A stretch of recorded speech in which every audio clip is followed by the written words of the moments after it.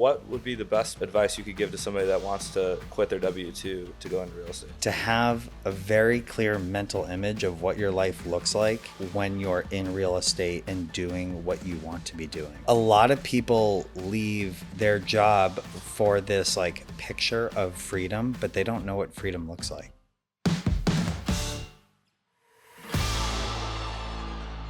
Welcome back, everyone, to the Learn Like a CPA show. I'm your host, Ryan Bakey, and today we have a special guest, Dave Menapace, at the SCR Wealth Conference. Dave, how you doing? I'm good, man. How are you? What's your story and background?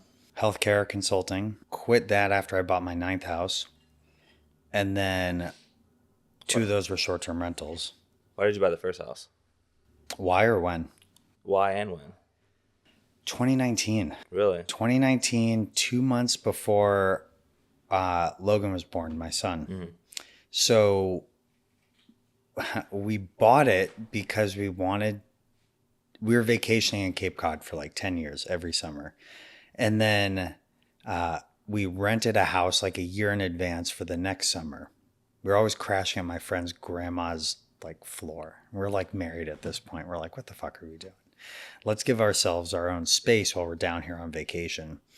And then Kim found this super cute house right in Cape Cod, super close to the beach for like $260, which is hilarious. It's like $260K. And it had been sitting on the market for like 6 months, like back when that used to happen in 2018, 2019. And it was a snowstorm. We went to the open house, which no one else was at because it was snowing on a beach. Who the hell would go to that? And we ended up buying that house, and that's when we got into short-term rentals. We're like, well, let's vacation at it for a week or two, rent it out. And we doubled the income that the previous owners made, which was only like $20K the year before. They'd been doing it for 6 years, doubled it. And then we started leveraging that house a few years later to go buy other houses, do some burst strategy, did some flips. Yeah, it's just, I mean, you scale from 1 to 9 pretty quick. Like, were they 2 years conventional loans or? Yeah, no. So the two short-term rentals were, and those were the bookends of our purchases. Like the first and the last one, like most recent. And then in between there, we were doing hard money, BRRRR, DSCR for the cash out refi. You were grinding. Yeah, because I was following you. I was like, man, every day this guy's buying a property. I'm like, so you were in healthcare consulting. Like, what made you? There wasn't a specific reason other than you wanted to vacation and have a house. Yeah, and so my career before COVID hit, my career was healthcare IT, and I did that for about 15 years, 13 years or so. And when COVID hit, the parent company that owned the company I was working at decided they were going to sunset our product. And I was managing about 70% of the revenue for that company, and like the whole client services division, everything. And they're like, hey, Dave, why don't we have this failing business line in our consulting branch? Can you come over and be the director of that and see if you can revive this, or else we just have to give like 40 million in contracts back.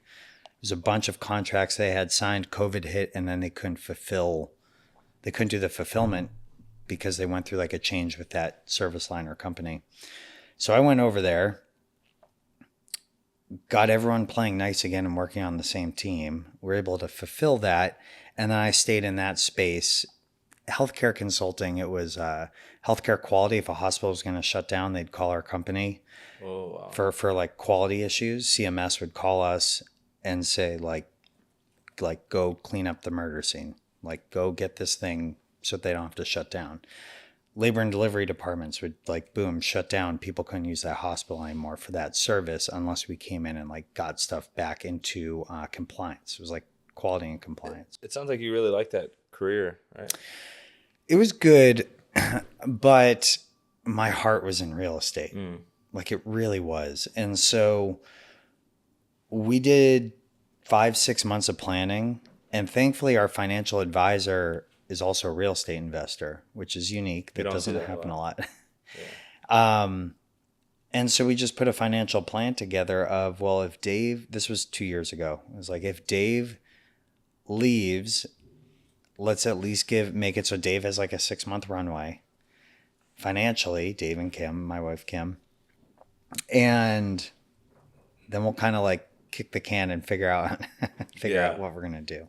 So that was really the start of all of this. So at that point, when I left 2 years ago, I did all my acquisitions in that like 2 year time frame of like 2019 through, say, 3 years, 2022. And then we bought the house in Maine. So we have a short-term rental. It's a chalet in Bethel, Maine. And then I'm sure you started to hear a lot of people starting to buy in Bethel and Newry. Newry, yeah. That's because I was like, hey, Kenny, not sure if you've heard about this market, but here's the receipts. It's pretty good, you know? And so that was kind of the launch of that. But it was the very first short-term rental wealth conference that I went to, sitting all the way in the back. And I just went because I want to manage my own properties better. And that's when I was introduced to Bill and to Mike and to Julie George. And I realized I could build a short-term rental co-hosting business, and just like a real estate investment where you have multiple exit strategies, a business would too. Yeah.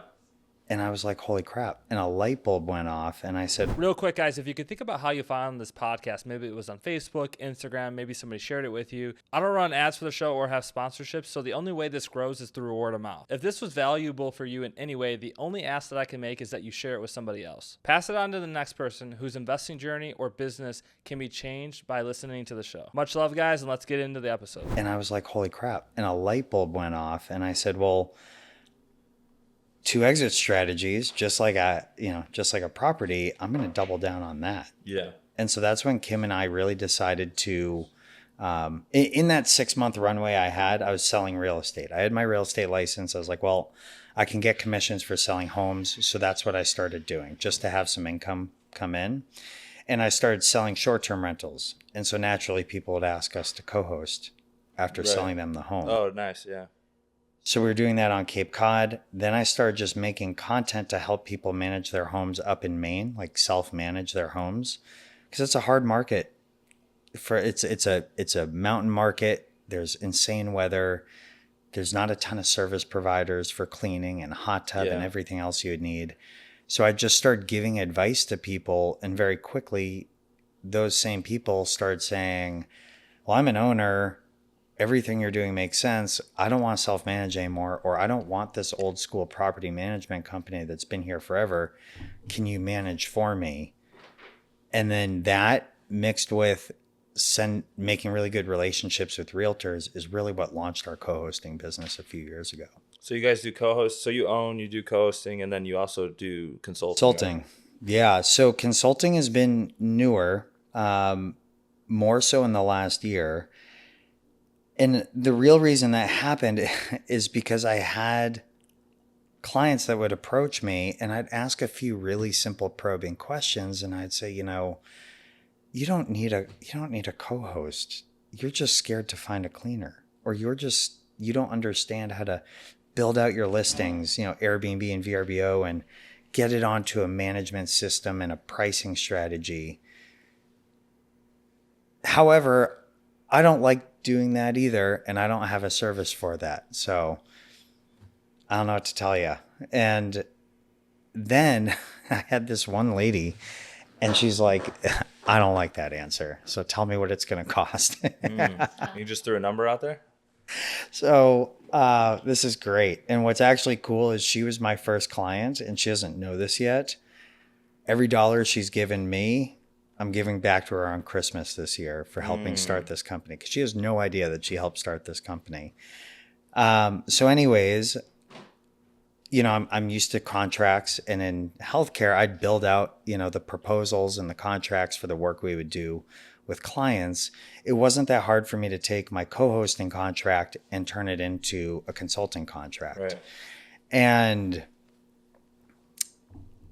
I typed it all up, which was not very difficult, put the timelines in, a payment structure, and right before, this is crazy, And we'll get into some mindset and paradigms and what that is and what happened to me in this moment. But I typed it up, and just before I pressed send, I added $1,000 from what the initial price was.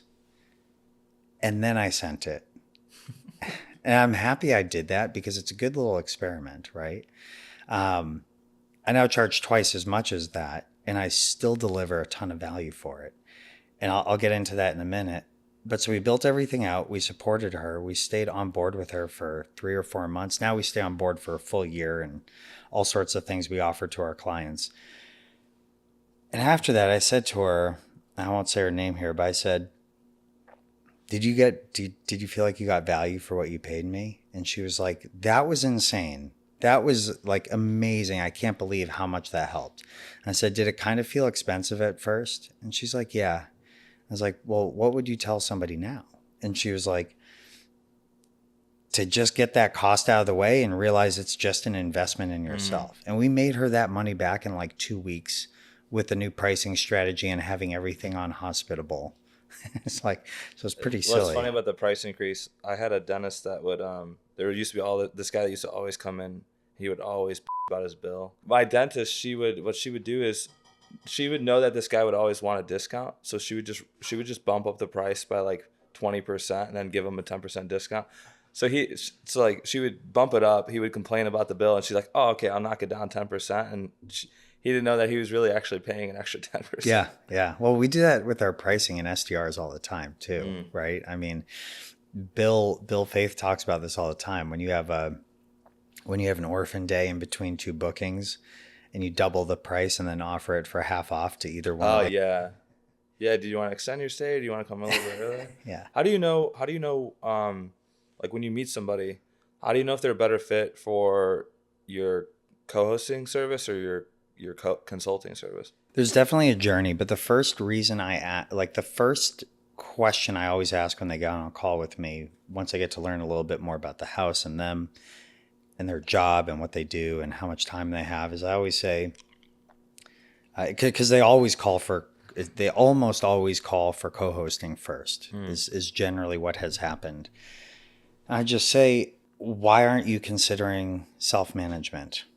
And usually it's like, oh, I don't have the time, or I don't want to set everything up. And like just a list of reasons of like why they think they can't do it. This is where understanding what they do for work is really important though too.